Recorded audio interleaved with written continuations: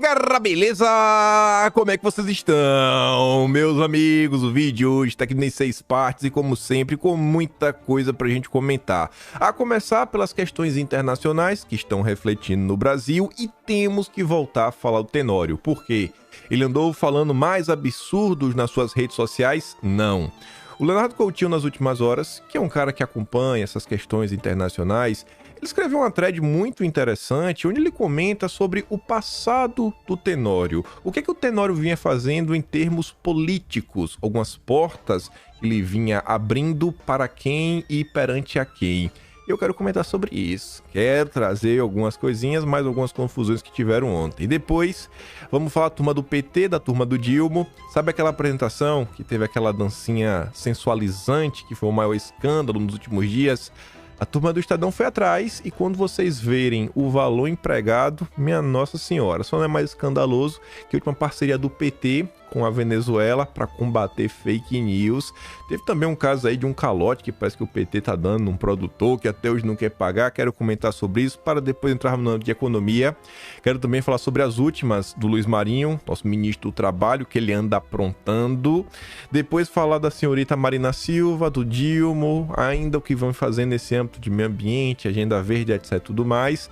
Para depois, espero que dê tempo, de entrarmos no âmbito esquerda e direita, alguns aspectos eleitorais, mas sem falar especificamente de eleição de lugar nenhum. Falando como um todo, um embate mais ideológico. Se der tempo, no final, tem umas notícias diversas sobre o Brasil, mas vamos, que é para tempo de comentar sobre tudo. E vejam só, antes de falar sobre o Tenório, trazer só algumas coisinhas que rolaram no dia de ontem. Você vê que o PT vem sofrendo um grande desgaste perante a opinião pública, porque não consegue condenar o que deveria ser condenado por todos, que é a atuação do Grupo H. Eles sequer pronunciam, e quando pronunciam é daquele jeito, sempre passando um pano.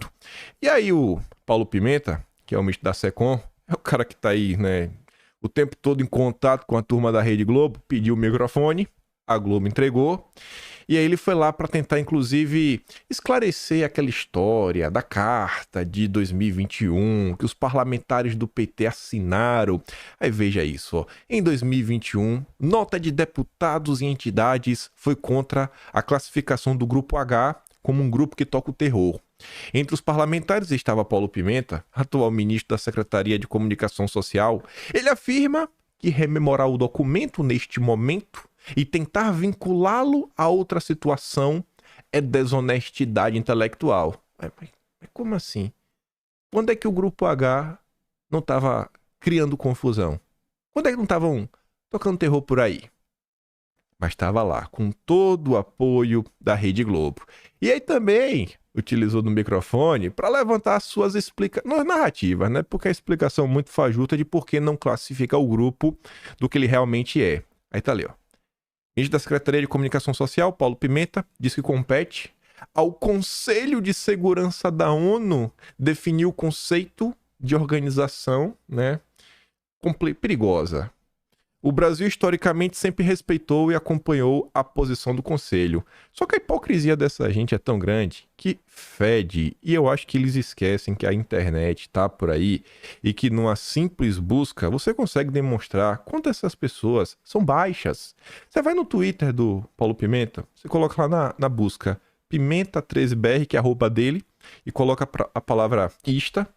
Gente, aqui na rápida busca, eu apaguei as imagens só para caber vários tweets em um pedaço só. Eu contei para mais de 25 tweets onde ele se refere aos bolsonaristas como uma turminha que toca o terror.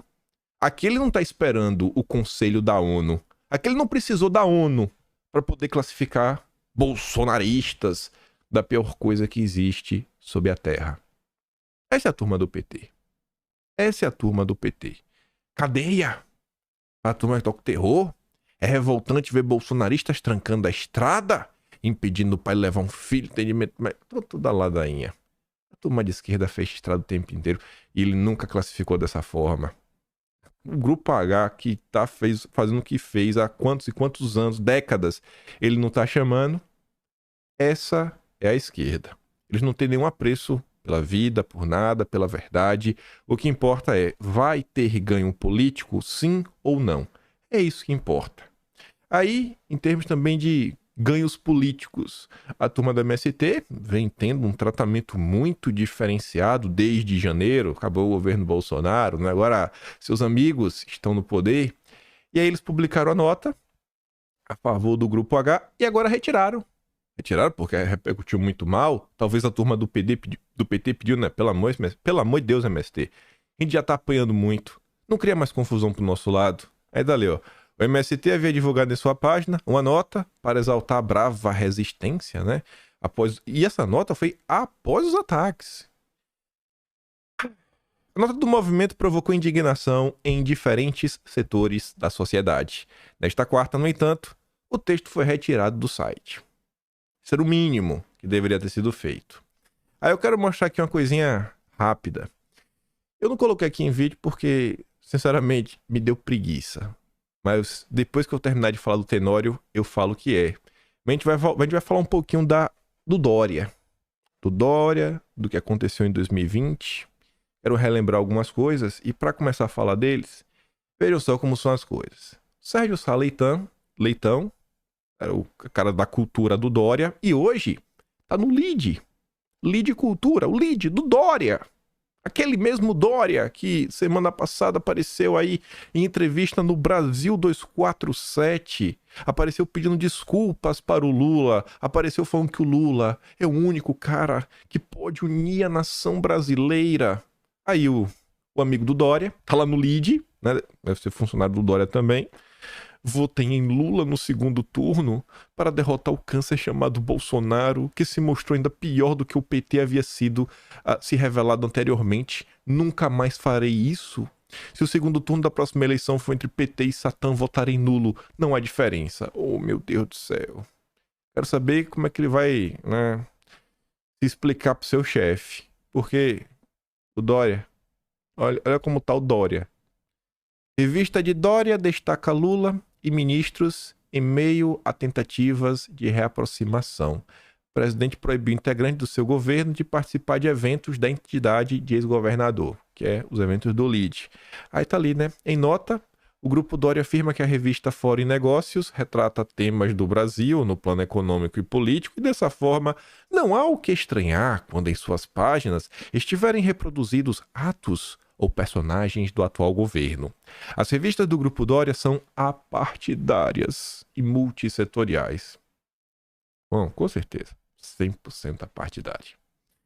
E aí, antes de passar, não sei se vocês vão lembrar, quando começou toda aquela confusão em 2020, o fecha tudo, lá do meio em diante do ano, na verdade eu acho que foi antes do meio do ano, teve um cara que foi preso no Brasil, chamado Marcos Zeng. Tinha ferramentas e máscaras e várias coisas. Não sei se vocês vão lembrar desse caso. Foi amplamente comentado na época.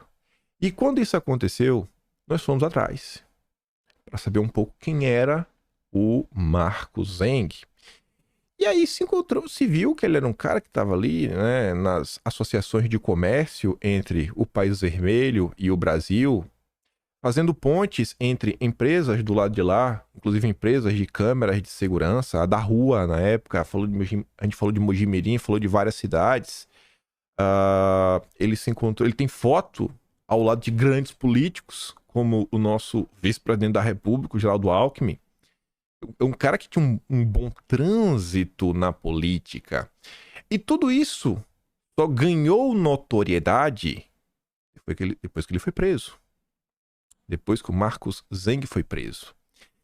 E aí, nas últimas horas, ontem mais especificamente, anteontem, emergiu o caso do Tenório, né? O site Tenório, todo aquele caos, toda aquela confusão. Ele acabou demitido. E aí, eu acho que de uma forma muito similar ao caso do Marcos Zeng, algumas pessoas foram atrás. Na verdade, eu acho que nem foi o caso de ir atrás, eu acho que é o caso de já ter informações prévias, que é o caso do Leonardo Coutinho. E aí ele escreveu uma thread. Ainda tem mais uma notícia. Pensei que já era aqui, ó. Aqui começa a thread do Coutinho. Direita domina debate sobre o que está acontecendo, mobiliza seguidores e gera engajamento nas redes sociais. O que a gente acabou de ver, você imagina o porquê a direita, né, lidera, né, domina. Porque um lado tá com a verdade, o outro tá pisando em ovos, pedindo ajuda pra Rede Globo pra manter as suas narrativas. Mas vamos lá. Deixa isso aí pra lá. Leonardo Coutinho, eu não acho que ele precisou fazer uma pesquisa. Inclusive, ele revela ao longo da nota que ele quase que escreveu uma nota na revista Veja, mas a nota nunca foi ao ar, onde ele conversou com alguns sheiks sobre o Tenório. E as informações são muito interessantes, porque parece muito o caso lá, né, do Marcos Eng. Ele fala assim, ó, Marcos Said Tenório, então o primeiro nome é similar, né, Marcos, não é um extremista religioso, ele é um extremista político. Então, a religiosa radical entrou em sua história como resultado de sua radicalização dentro do PCdoB.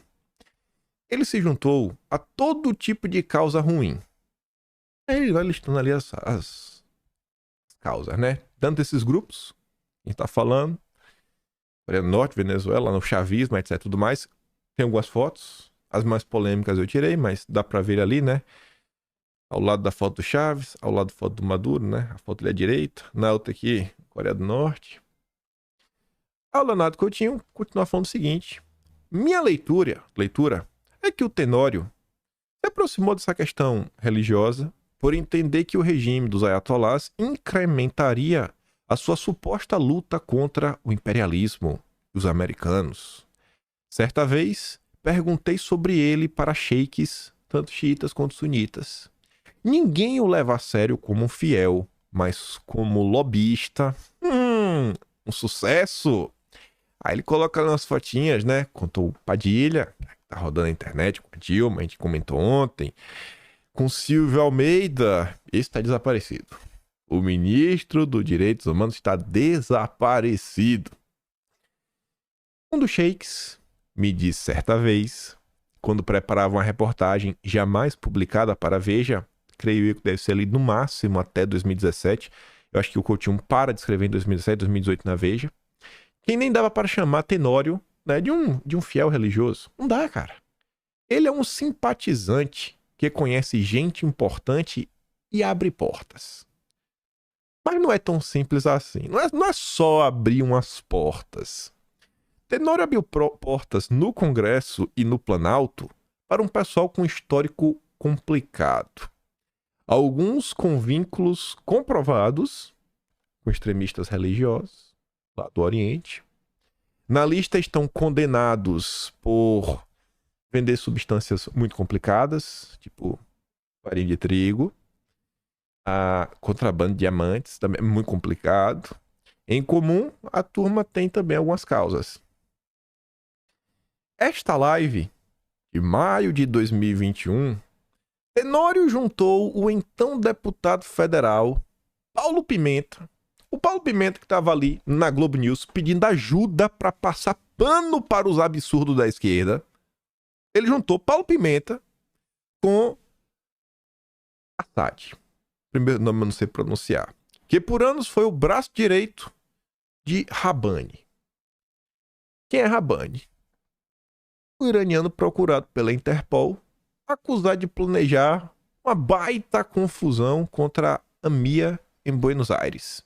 Ele colocou ali, né? Inclusive tem 4 imagens. Com a linha quem, a da live. E ali embaixo, né? A ficha da Interpol. Massa.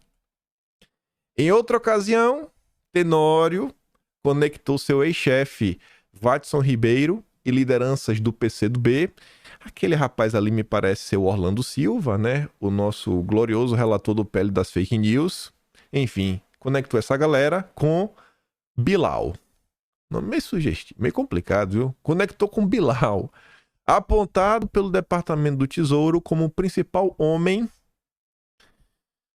vamos falar assim, do rebolar, né? Que rebola na América Latina. Você consegue ler qual o grupo, né? Eu acho que é tão complicado, talvez mais complicado do que o grupo o grupo H. Também com H. No canto direito está o libanês Khalil Karam, que Tenório carregava a tiracolo.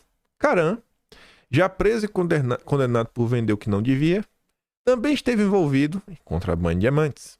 Segundo as autoridades italianas, o que ele vendia, né, alimentava a máfia e o extremismo de alguns grupos, de algumas causas. Esse Tenório tá demais, viu? Esse Tenório. E por fim... Oh, rapaz, ficou repetido. E por fim, o Coutinho fala o seguinte: Marcos Tenório não deve ser visto como um radical religioso. Ele é um radical político que foi exposto. Mas até então ele voava fora do radar, construía pontes entre extremistas e políticos. Em muitos casos, foi uma espécie de embaixador informal da turminha do mal. Agora, pensa, reflete.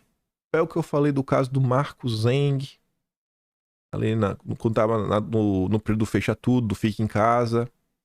Imagine quantas pessoas diariamente estão rodando nos corredores do Congresso, nos corredores da Câmara, os famosos lobistas, né, que faz pontes, conexões, levam interesses.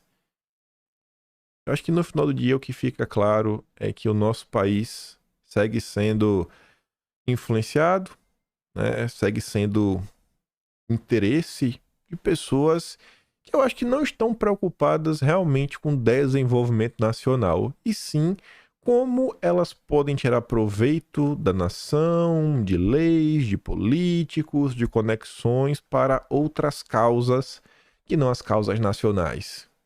Este é o Brasil.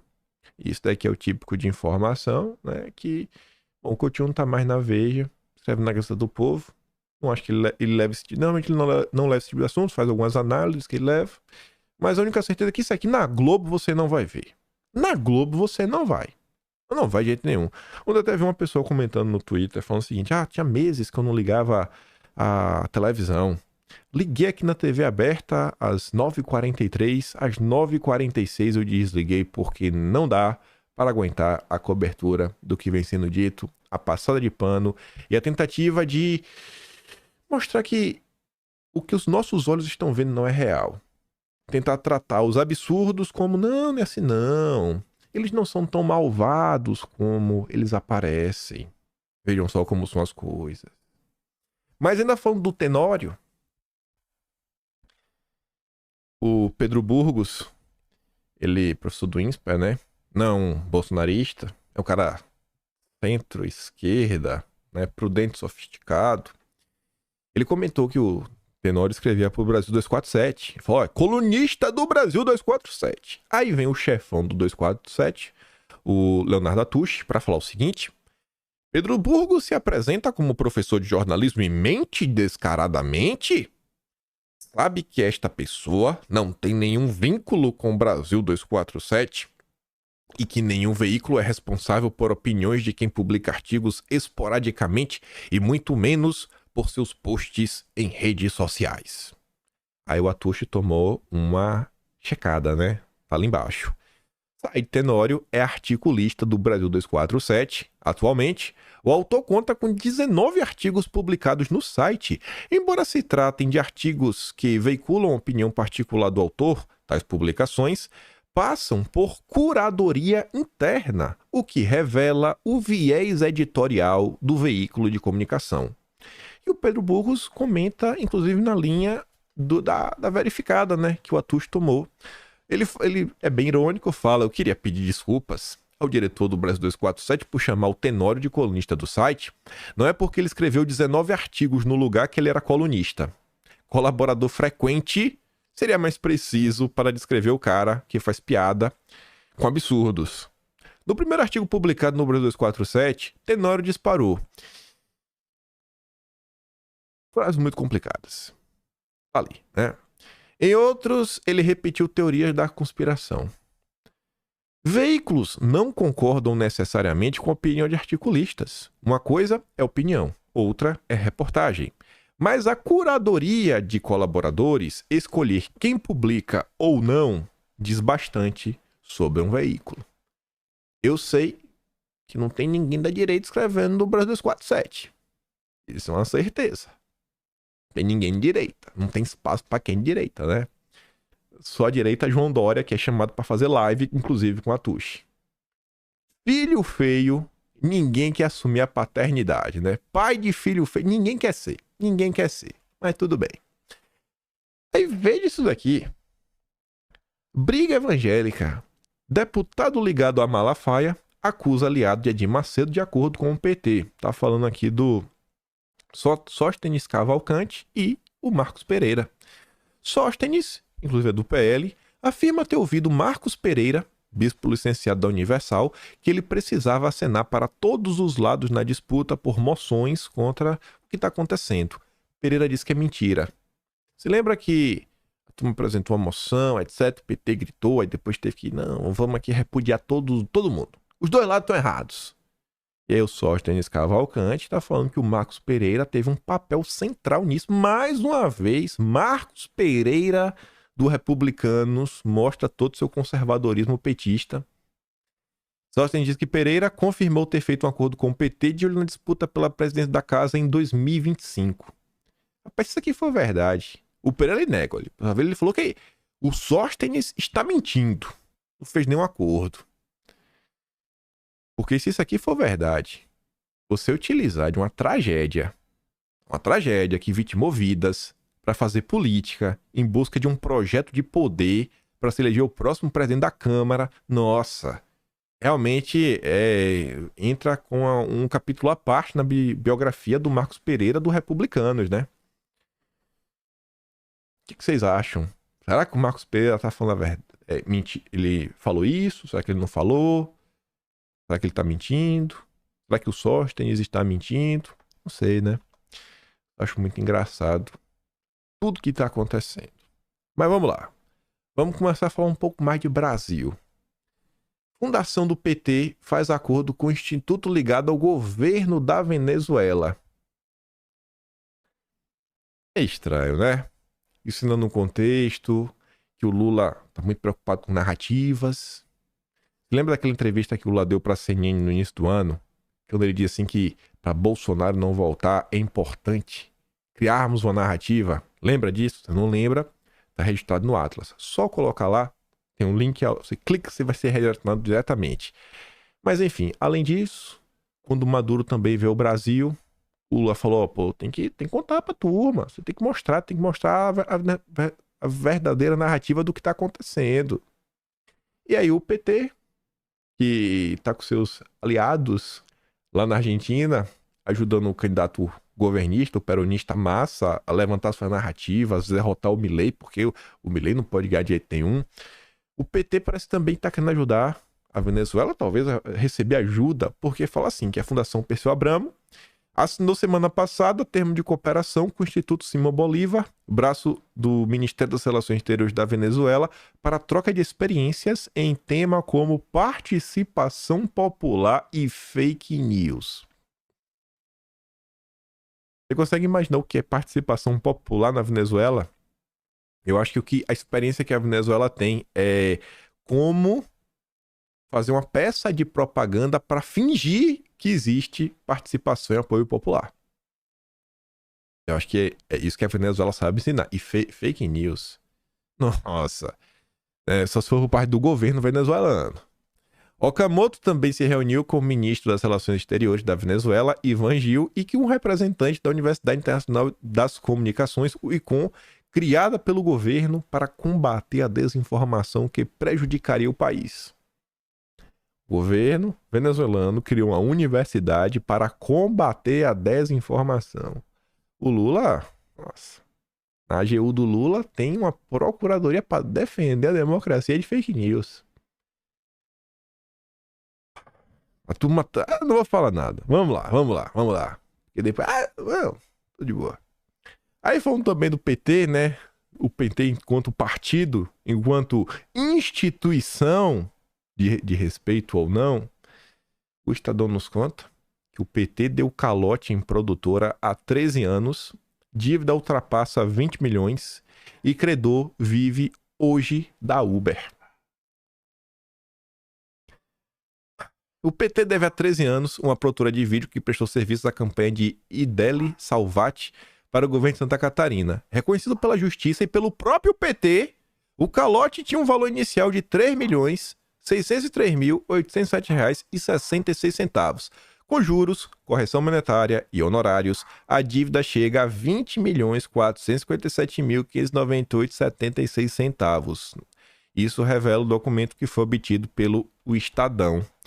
A Justiça tem tentado há cerca de um ano notificar o presidente do PT de Santa Catarina e atual diretor-presidente do SEBRAE, o ex-deputado federal Décio Lima, mas ainda não obteve sucesso. É engraçadíssimo, né? A Justiça não consegue achar um dos diretores-presidentes do SEBRAE. A Justiça consegue achar os bolsonaristas, mas os petistas, nossa, meu Deus do céu. Procurou o petista Santa Catarina em Brasília, na sede do SEBRAE, ninguém acha. Por último, mandou uma mensagem de WhatsApp. Devido ao não pagamento da dívida, a produtora de vídeo fechou. O dono da empresa hoje trabalha como motorista de aplicativo aos 77 anos para se sustentar. Décio está escapando de ser intimado. Ele não é culpado pela dívida, que é de gestões anteriores. Mas ele pode me ajudar a fazer o bem. Como o presidente do PT estadual, a uma pessoa trabalhadora doente com diabetes, quando foi encontrado, vai dizer que não sabia.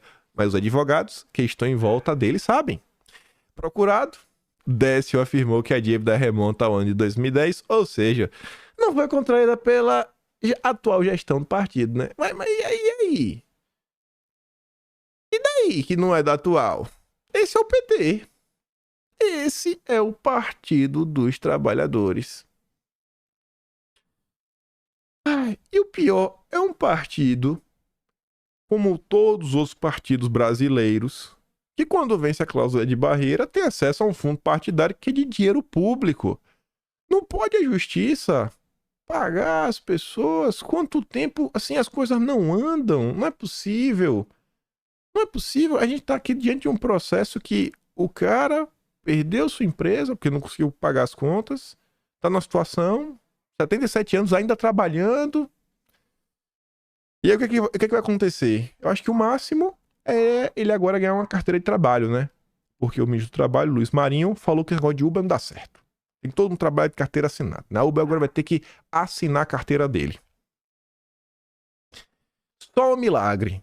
O dono da TV Vídeo é Luiz Carlos Ortiz Carvalho, também conhecido como Cristo, 77 anos, aposentado, trabalha como motorista de aplicativo. Tive que ir para a Uber por necessidade, para reforçar a renda. O idoso trabalha 11 horas por dia, de segunda a segunda, não tenho folga. A Uber paga muito pouco, então se não trabalhar bastante não vale a pena. Me sinto explorado. Acho a dívida não, por sacanagem. A gente trabalhou meio ano, nos dedicamos, ficamos a serviço, mas não pagaram a gente. Sem dúvida alguma, eu estaria em outra vida se a dívida fosse honrada. Estaria viajando pelo mundo, coisa que não tenho condição alguma de fazer hoje. Esse é o Partido dos Trabalhadores, né? Devia sentar e resolver. Aqui também é um grande retrato do Partido dos Trabalhadores, né? De como eles gerenciam as coisas no país. Ministério da Saúde gastou quase R$1 milhão em evento com dança erótica. Dança sensual. Foram R$ 973.173,14. Para organizar o evento em prosa, o primeiro encontro de mobilização da promoção da saúde no Brasil. Ocorrido em Brasília nos dias de 4 a 6 de outubro. O encontro foi criticado graças aos vídeos de uma dançarina fazendo uma performance de dança erótica no centro do palco ao som do hit. Hit! Bate-cu. Hit! Eu não entendo muito de hit, mas eu acho que não é hit. Eu acho que não é uma música tão famosa assim para ser considerada um hit. Os gastos constam de documentos internos da pasta obtidos pelo Estadão. O Estadão coloca aqui um desses e-mails, que está ali inclusive, ó, segue a planilha ajustada para aprovação, incluindo a sonorização em todas as salas e tenda, incluído 4 passadores de slides, incluindo o Avan, dia 6 de outubro, para transferência externa, deve ser. Ajuste na quantidade de jantar, dia 3/10, foram para 50 pessoas. Ajuste na quantidade de vagas de garagem, acréscimo de mais 4 por dia. Valor total previsto, R$ 973.173,14. E anota duas informações extras muito interessantes. Também chama a atenção a rapidez como esse processo se desenrolou. O processo burocrático teve início no dia 14 de setembro. As atividades começaram em 4 de outubro. Há bem 20 dias, os petistas tiraram esse lindo evento do papel. A leitura dos documentos internos do Ministério também não deixa claro como exatamente as atividades do evento se relacionam com a atenção básica à saúde. O que tem a ver o bate-cu? O que é que tem? Eu não sei. Eu não faço a mínima ideia. E eu acho que o Estadão já tá fazendo muitas perguntas. Deixa o PT em paz. Deixa o PT gastar o dinheiro do povo do jeito que eles quiserem. Que foi por isso que fizeram ele, né? Então agora não adianta reclamar. Um deputado apoia a notícia do Estadão, falou: vou acionar a justiça. Essa nota aqui fala sobre o Rodrigo Valadares, acho que é do Partido União Brasil. Mas o Felipe Barros, do PL, ele deu RT no Tássio Lohan, que foi o autor da nota do Estadão, falando: estou acionando o PT, irei assinar o PT junto ao TCU diante deste absurdo. O que eu acho que é o mínimo a ser feito. Vamos continuar. Vamos falar na falando dos petistas. Os petistas estão desembestados.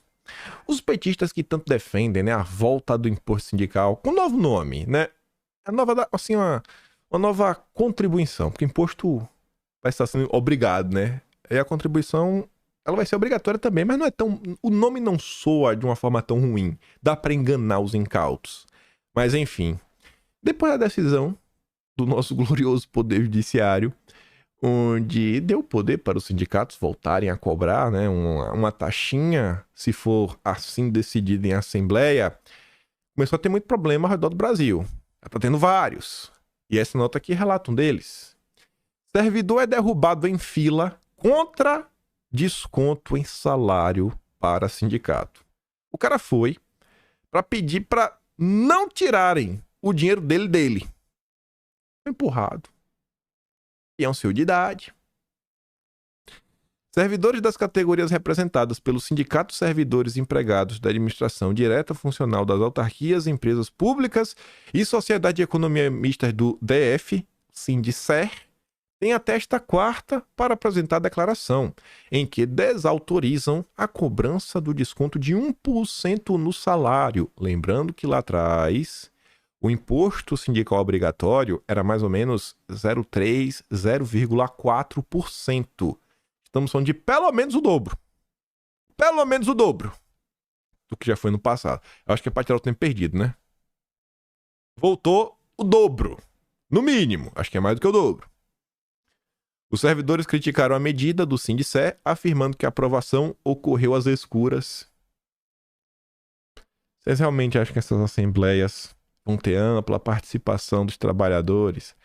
E vai ter de gente com salário descontado que não vai saber nem onde ir para pedir para não ser descontado e quando for vai perder prazo. Os petistas vão fazer a festa. Até porque os sindicatos, todos, são muito favoráveis ao PT. Marinho fala que volta de imposto sindical é coisa de bolsominion e defende nova contribuição. É o que eu disse. É um nome novo. Para de falar do nome errado. Por mais que vocês estão vendo no dia anterior, o cara foi para falar, pelo amor de Deus, não tome o meu dinheiro. Ainda foi empurrado. Mas o Marinho falou que é maluquice. É conspiração de bolsominion. Não existe esse debate da volta do imposto sindical. Não tem nem a reivindicação desse debate. É porque antes era 0,3%, 0,4%. Agora está falando de 1%. Né? Já está 2 vezes pior no mínimo do que era antes. Quem fala isso são os bolsominions da vida. Existe o debate sobre como criar um mecanismo em que os sindicatos possam estar autorizados, além da mensalidade, ter outra fonte vinculada à negociação coletiva, vinculada a uma prestação de serviço. Se tiver uma prestação efetiva por parte de sindicatos de empregadores e trabalhadores, há a possibilidade de ter a contribuição. Tradução. Vai botar imposto, o povo pagar. Onde palavra bonitinha para falar, eu vou tomar uma parte do teu salário porque eu estou trabalhando por você. Olha isso daqui, gente. Esse evento, inclusive, contou com a presença do Marinho, do Antônio Neto, que é o líder do PDT, do Diretório de São Paulo, e mais pessoas aí, né, muito preocupadas com o trabalhismo. Eu vou começar lá embaixo, ó. Atenção! O SINDIPD pede novas ações do Ministério do Trabalho no combate à pejotização no setor de TI.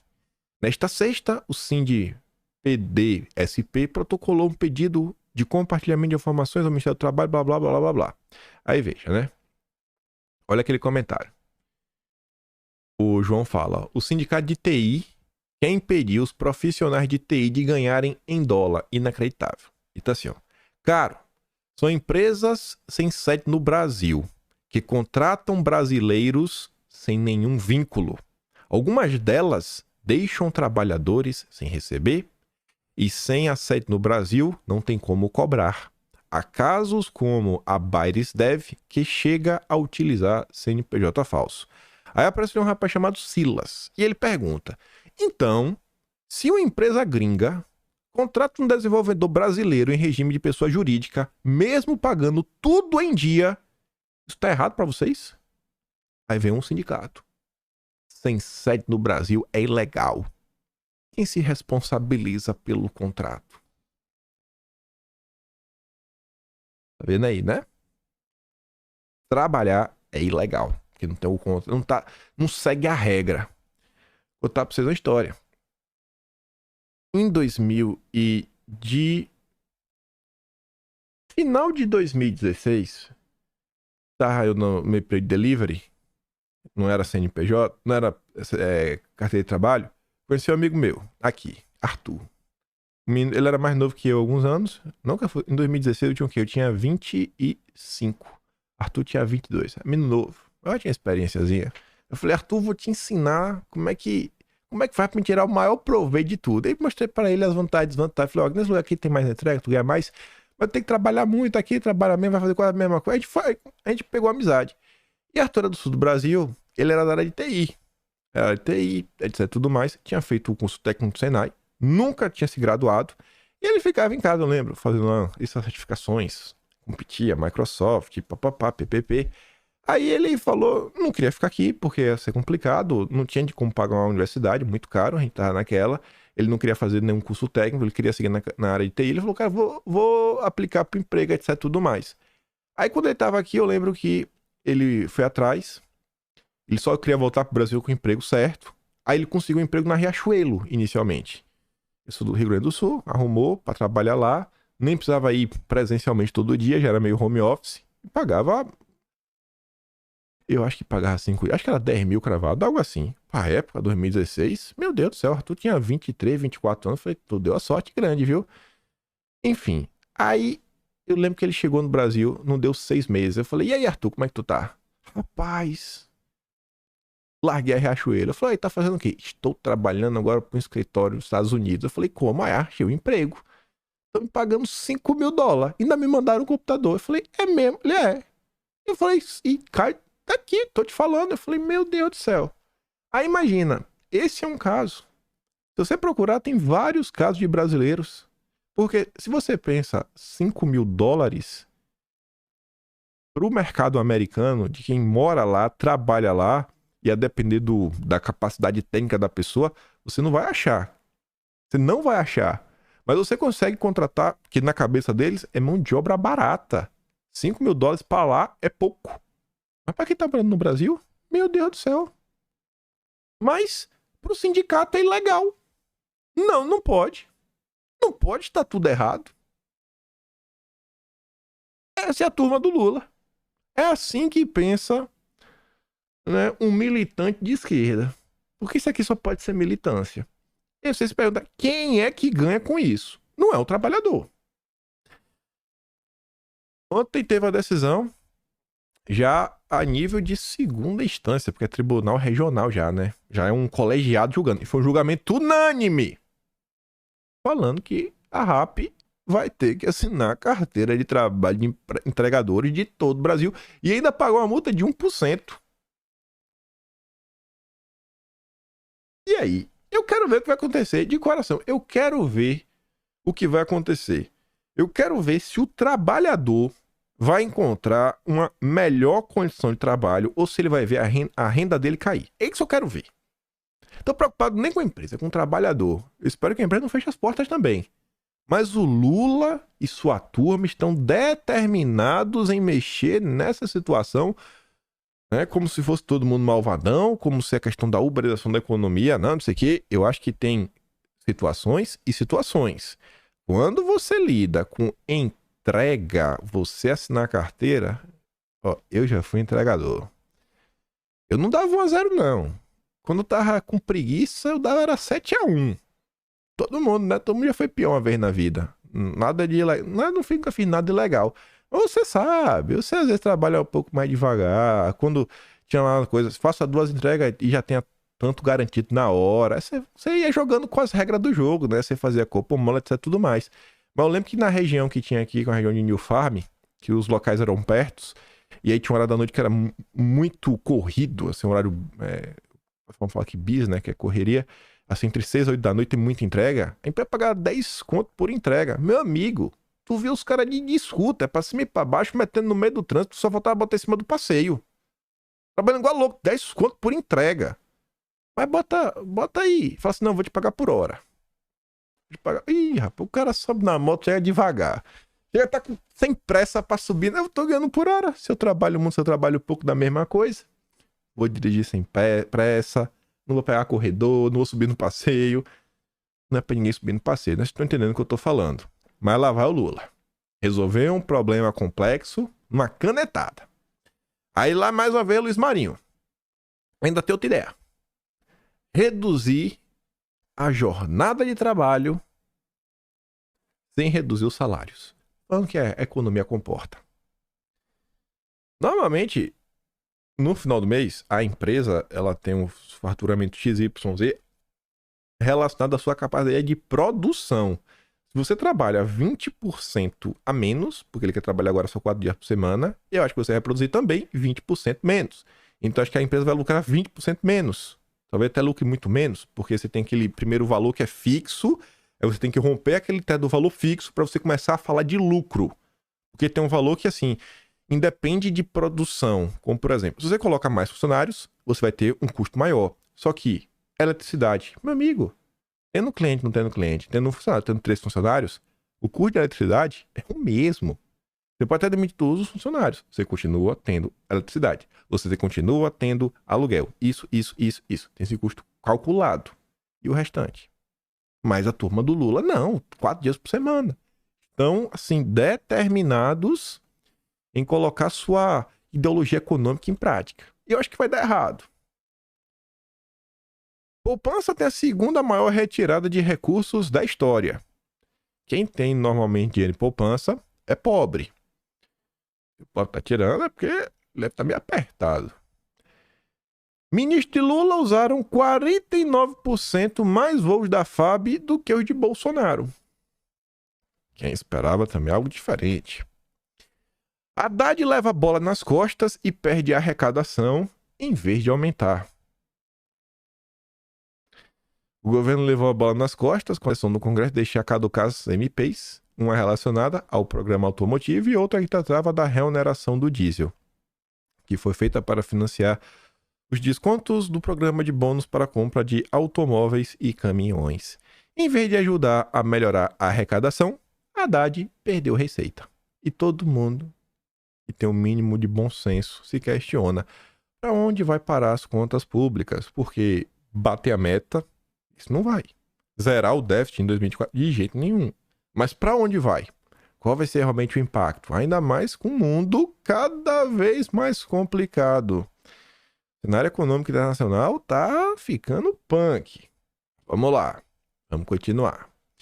Aqui não deu tempo de comentar ontem, mas é bom que a gente comente com mais calma. Marco temporal.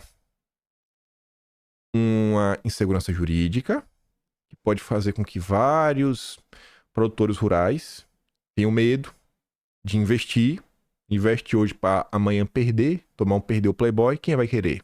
Melhor ficar com um negocinho pequeno, mas ali meio garantido, dor de cabeça de sempre, vamos ver.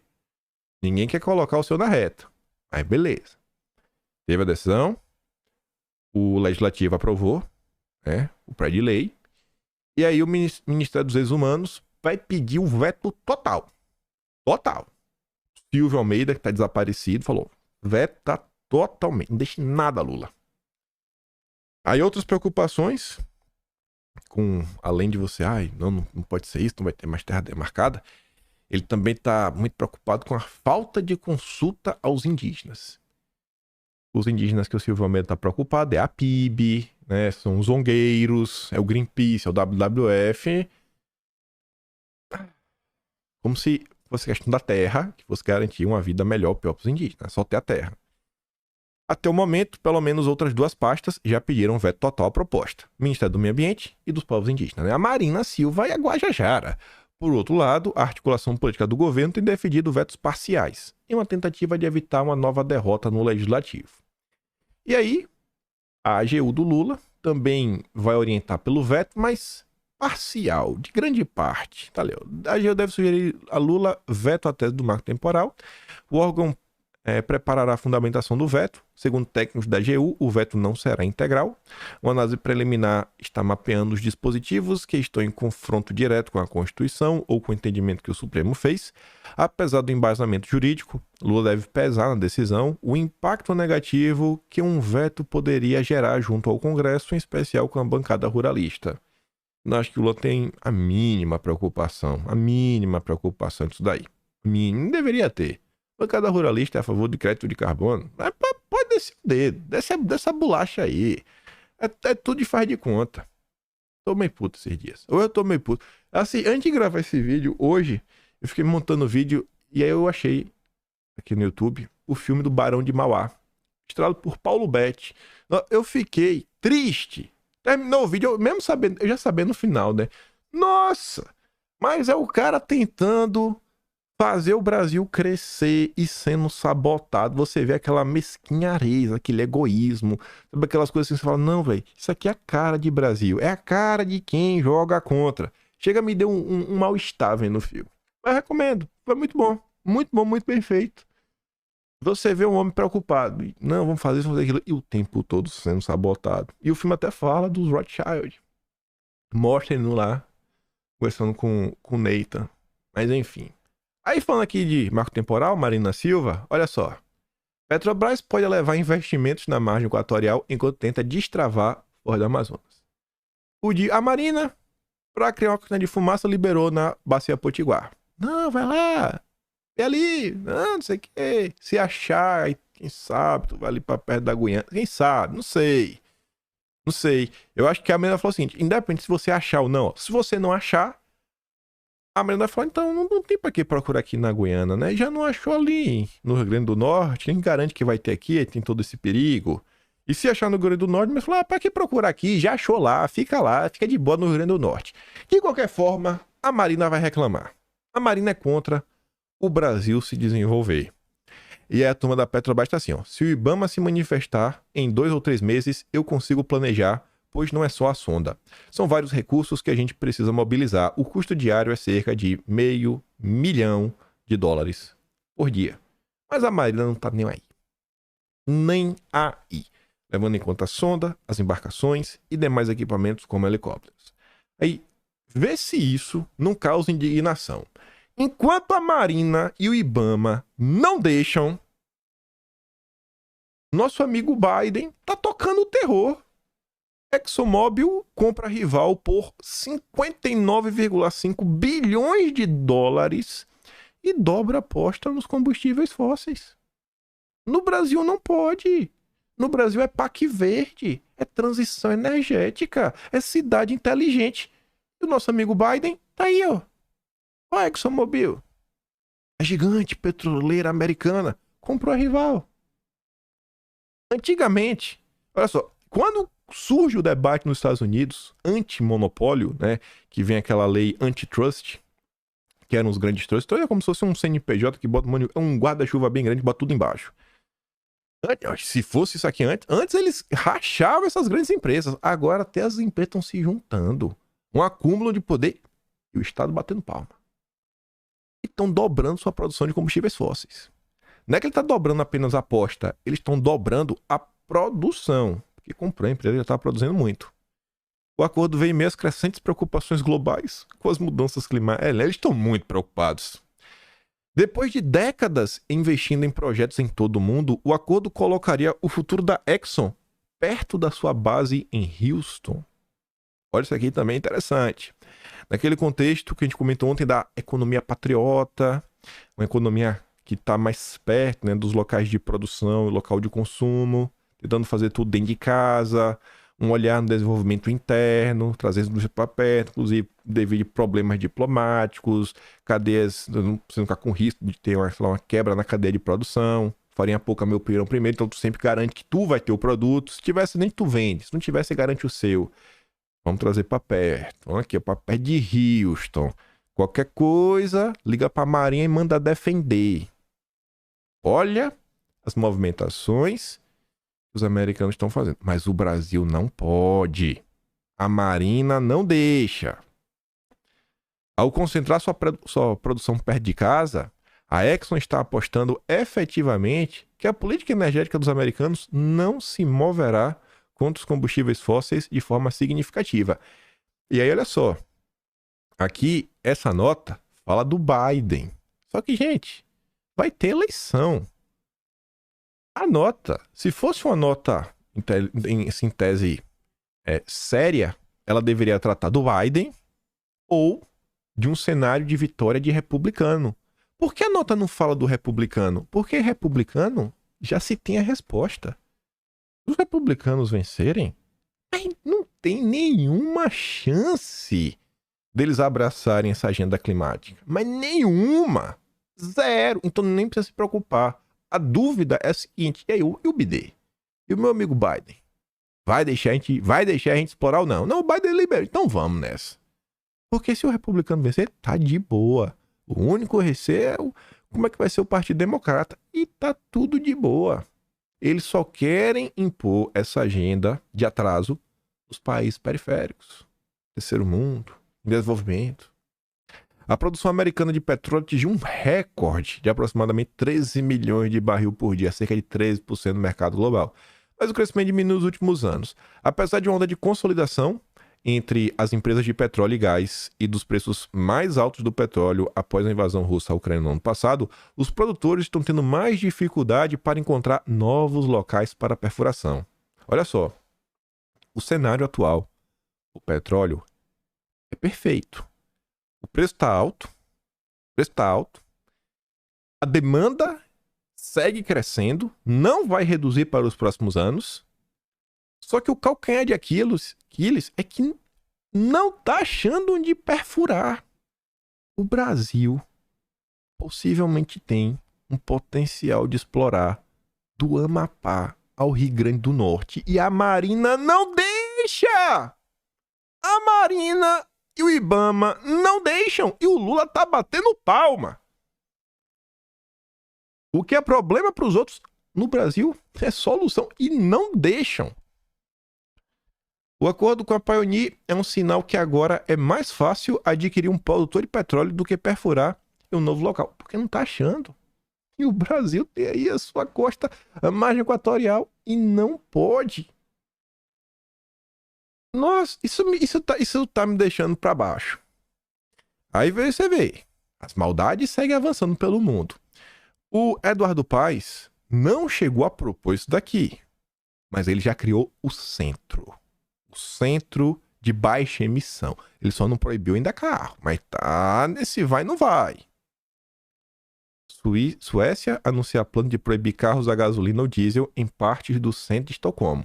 Até quando isso chegar na Orla da Barra, no Pelourinho, em diversas localidades, em locais de grande concentração de pessoas, no centrão de São Paulo, que tá ali, ó. A zona vai entrar em vigor 31 de dezembro de 24, depois será prorrogada, segunda fase 25, área composta por 24 quarteirões do centro da capital, permitirá apenas a circulação de veículos elétricos ou, né, de baixa emissão. Hoje em dia, o ar em Estocolmo faz com que os bebês tenham problemas pulmonares e os idosos morram prematuramente. Vocês querem que eu realmente acredite nisso? O ar em Estocolmo que é um problema. O ar em Estocolmo é um problema por causa dos carros. Vamos falar do ar. Aqui, ó. Manaus registra a terceira pior qualidade do ar do mundo. Por que que tá pegando muito fogo? A Globo abafa. Não pode prejudicar o Lula, né? Manaus é tomada por fumaça e registra a qualidade do ar perigosa. Então, assim, essa história, olha isso aqui, olha aquilo outro, olha aquele problema. A turma vai usar de tudo para impor uma agenda de controle. A agenda de controle segue avançando. E o que tá rolando lá fora vai vir pro Brasil. O Eduardo Paes já fez sua zona de baixa emissão. Na época que, inclusive, o Eduardo Paes fez, lá no Rio de Janeiro, só teve uma pessoa que foi contra. O vereador Carlos Bolsonaro. Entrou com alguns requerimentos, com o PDL também, né? Mas a única pessoa. A única. Ainda sobre essa querida agenda de controle, antidesenvolvimento. A B3, o monopólio, né, do mercado da Bolsa de Valores do Brasil, que se transformou em um catalisador da agenda ESG, impõe regras e promove a punição via CVM de quem não cumprir as regras da agenda ideológica. Porém, se fez de morta no escândalo das Americanas do Lema. Afinal de contas, ninguém sabia de nada. Aí tá ali a notícia. O B3 possui padrão de controle de toda a operação. A empresa foi considerada a melhor SG governança na pesquisa Época Negócios 360 graus. Ela tem tanto controle que a gente tá vendo, né? A gente viu o que foi o caso das Americanas. Foi muito controle. Nossa! Foi muita gestão. Foi muita governança aí no caso da Americanas do Lema e dos seus dois amiguinhos. Tava comentando as besteirinhas sobre esquerda e direita. Vejam só. Oposição aciona a PGR contra Dino, alegando crime de responsabilidade. A gente comentou ontem. O Dino foi convocado. 18 convocações, né? Pra chamar ele lá para responder sobre 9 temas. Não foi. Veio com a desculpa esfarrapada. E aí já tem um deputado que assinou a PGR. Eu acho que criticou onde realmente tem que ser criticado e feito o que tem que ser feito. Se a PGR vai levar à frente, acho muito difícil, mas assim, o Dino, ele não tem justificativa plausível para não ir, né? E consta lá realmente, em questão de responsabilidade, que você não vai a uma convocação sem justificar. Ih, rapaz. Mas enfim, Paulo Bilinski, do PL, representou o Dino na PGR. Ele tinha que ter, né, a Comissão de Segurança Pública na Câmara para prestar esclarecimentos sobre diferentes assuntos, como queda no volume de apreensões, uma suposta interferência na Polícia Federal, mas estava preocupado com outras coisas. E aí, trazendo essa questão de segurança, isso aqui é só para vocês botarem a mão na cabeça, não é possível, mas é possível. Felipe Neto criou plano de fuga do país após virar alvo de ataques bolsonaristas. Felipe Neto quer criar um cenário que o Brasil, né, os opositores do regime seriam presos. Gente, teve alguém de esquerda, sei lá, que foi bloqueado nas redes sociais, foi desmonetizado, que recebeu alguma busca e apreensão? Teve alguém? Teve sim alguém? Não, teve essa pessoa. Teve alguém? A turma tá tentando já reescrever a história. A polícia foi na minha casa me avisar que eu estava sendo processado. E o motivo é que eu falava palavrão em vídeo antigo. Vocês sabem do que, o que realmente ele tava falando? Vocês acham que era só palavrão que o Felipe Neto tava dizendo nesses vídeos antigos? Vocês acham que era só palavrões? Não tinha nenhuma ideia, meio complicada. Segundo ele, o plano de fuga foi pensado por medo de ser preso. Tá bom. Aí, olha o que ele diz agora. Eu fui acusado formalmente de corrupção de menores. Ué, mas tu não falou que o primeiro era palavrão? Agora o palavrão virou corrupção. Estranho, hein, Felipe? Ainda nesse âmbito de segurança. Aqui é a hipocrisia da esquerda. Humberto Matos, comuna, influenciador, né? Tem seu canal aqui na plataforma. 24 de maio do ano passado. Não existe como roubar um burguês. O nome disso é reintegração de posse. Aí ontem. Quebraram o vidro do meu carro enquanto eu estava na academia. Roubaram meu celular, que nem terminei de pagar. Meu Chromebook da escola. Minha carteira com todos os cartões e documentos. Nem sei o que dizer. Só chorar. Então, né? O Roger diz, muito gostoso ver esse choque de realidade em comunista. Delicioso! Pegá-los em contradição. Sempre acontece. Sempre acontece. Tem mais coisa, eu quero deixar pra comentar de uma vez só, que envolve... Que dá pra ter essa questão partidária, ideológica, e bota coisa também de eleição. São Paulo, Rio de Janeiro, apareceu um candidato aí. Parece. Ramagem. Saiu notícia, algumas notícias, inclusive o Bolsonaro sugerindo o nome do Ramagem, o Valdemar, pra surpresa, falou, não parece ser um nome ruim, quem imaginaria?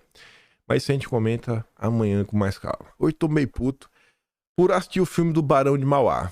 Fiquei, mesmo sabendo do final, mesmo sabendo que ele ia perder, até o momento da já, falei, não, velho, não é possível que ele vai tomar 1-0. Tomou 1-0. Tomou 1-0 das elites e das suas internacionais. Recomendo pra vocês, gente, assistam o filme, velho. Conhecer um pouco da nossa história, que nos é negada diariamente. Os assuntos importantes do Brasil, eles não ganham a atenção devida, como a questão da margem equatorial. Que emprego é dinheiro no mundo que continuará precisando de petróleo. Mas a Marina não deixa. E o Lula tá nem aí. Ele tá preocupado. Eu não sei nem onde é que tá o Lula. Alguém viu o Lula? Ele fez a cirurgia, né? Tá dodói. Não tem foto, não tem aparição, não tem live na rede, não tem nada. Você vê como é o ego do homem, né? Não quer que ninguém o veja em processo de recuperação. Quer sempre parecer como um touro forte, né? Ave Maria. Enfim. Se gosta do meu trabalho, passa no canal. Tem um Tony Valeu, tem um Pedro na descrição. Atlas Brasileiro, kipai.com.br. Pesquisem depois sobre o Marco Zeng. Zeng é Z-H-E-N-G. É o caso aí, acho muito similar do Tenório.